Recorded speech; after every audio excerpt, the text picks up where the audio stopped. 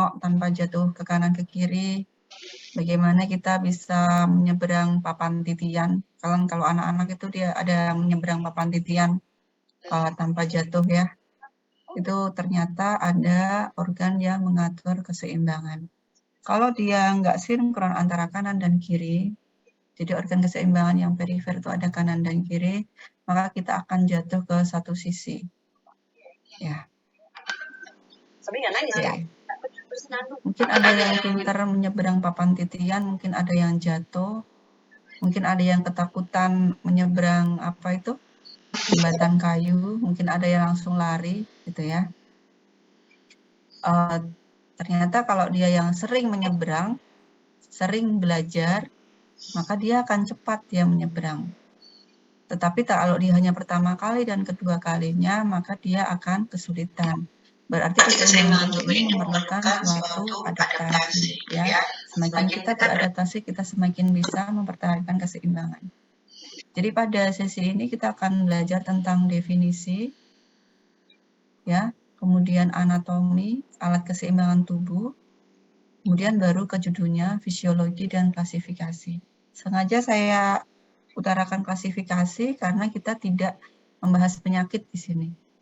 Kita hanya membahas tentang apa itu keseimbangan. Jadi nanti kalau ada yang tanya tentang penyakit, saya skip ya. Saya skip dulu. Nanti pas di semester 6 ada tentang penyakit saraf. Nah, kita akan belajar di sana sebagai sambungan dari materi sekarang ini. Jadi, siapakah organ-organ yang menerima rangsangan agar kita bisa seimbang kanan dan kiri ya, terutama kanan dan kiri, depan belakang gitu. Jadi organ yang menerima stimulus namanya reseptor. Kalau sudah belajar di modul 1 ya ada anatomi organ sensorik ya, perifer gitu ya. Itu reseptor dia yang menerima rangsangan. Kemudian setelah reseptor dia akan melanjutkan ke saraf aferen.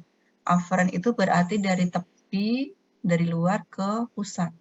Dari pinggiran ke pusatnya, jadi ke otaknya. Kemudian ke pusat keseimbangan sendiri.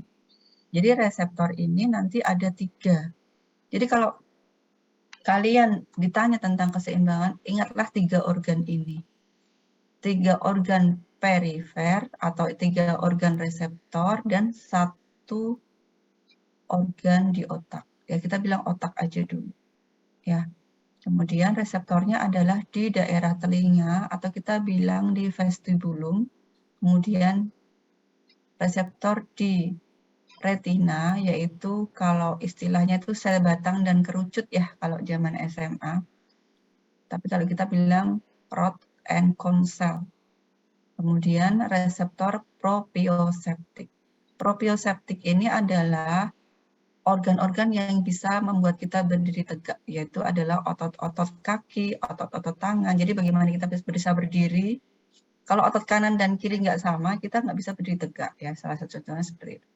Yaitu adalah reseptor proprioseptik. Ini istilah baru buat kalian. Kemudian dari reseptor akan dilanjutkan ke saraf aferen menuju otak.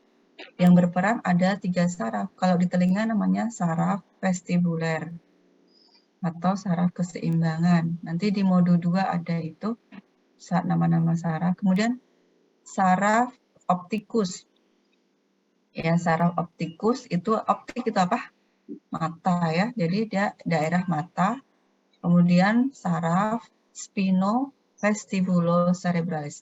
Kita singkat menjadi saraf di daerah medula spinalis.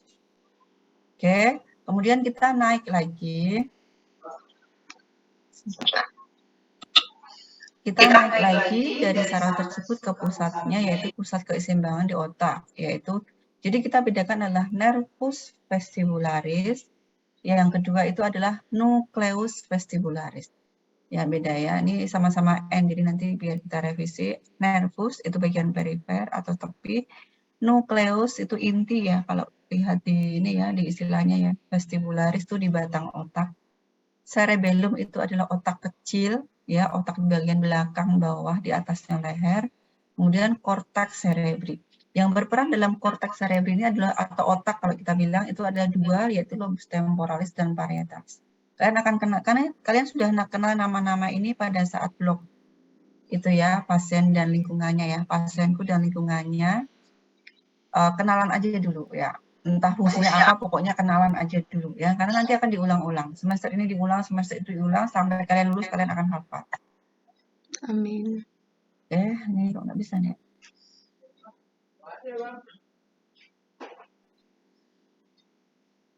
Sebentar. Saya stop share dulu ya, teman-teman nggak bisa.